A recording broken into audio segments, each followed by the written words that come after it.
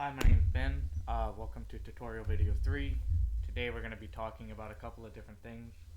We're going to be talking about Unity events or event queues.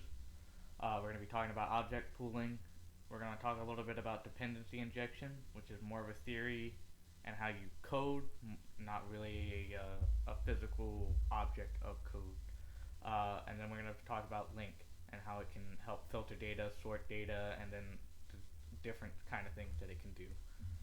So first, we're going to start off with Unity events.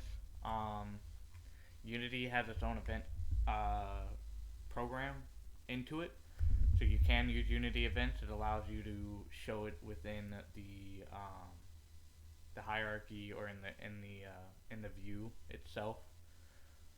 So where's my player controller? So here, a Unity event, it kind of operates like a button in Unity where you pull in a script from something, or you pull in an object that has a script on it, and then in the editor you can select what you want it to do. So right now I just have it testing for my spawn enemies, which we'll be going over with object pooling. So there's most events work on delegates. So you can make any delegates into an event.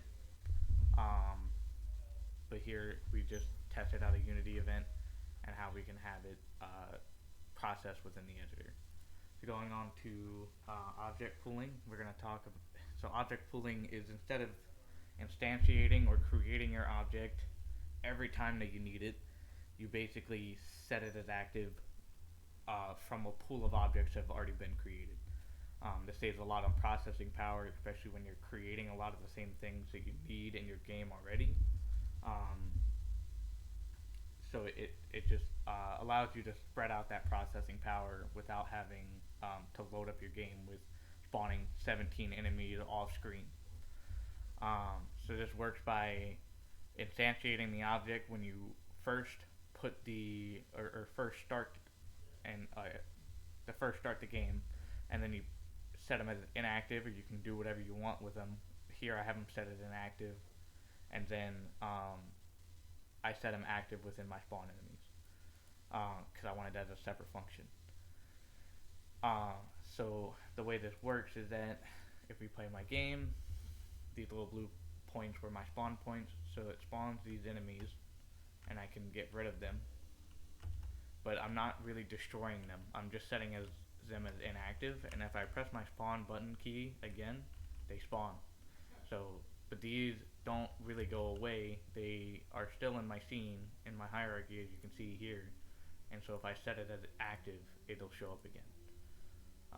So that's the concept of object pooling, and it helps a lot with processing a lot of the same objects without having to instantiate and take up that processing power when you need it.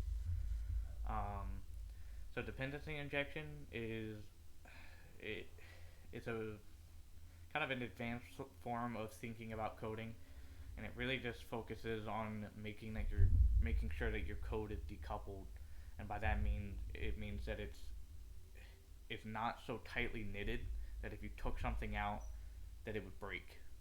It's not like a perfectly engineered machine where every single piece fits like a puzzle. It's not a puzzle. It's it's kind of like a Lego set where each of those blocks can kind of be something else. It doesn't need to fit entirely into the system.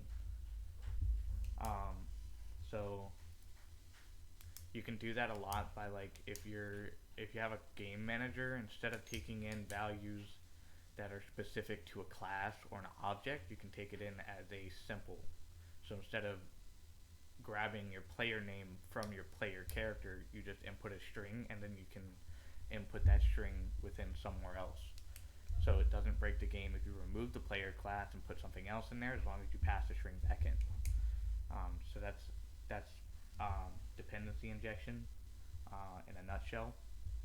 We're gonna move on to link, which is used a lot in data filtering, which you're always gonna see in your inventory functions. So here we have just a really simple inventory.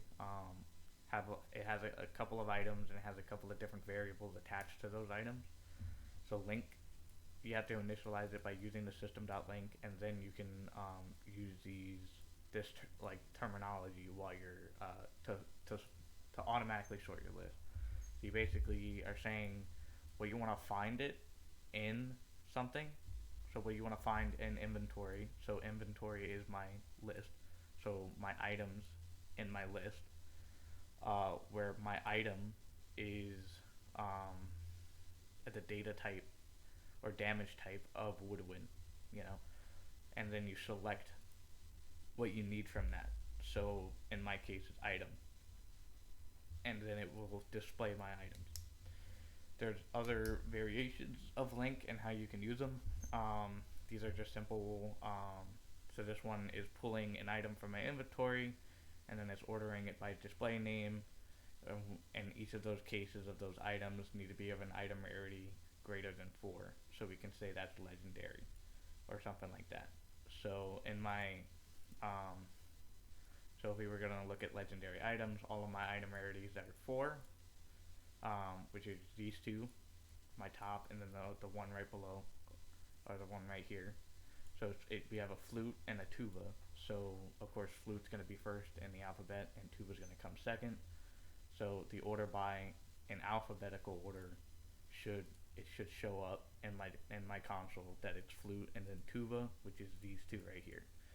Now these are of type woodwind, so I didn't sort these, but if it were sorted by alphabetical order, it would go float, flute, and then oboe.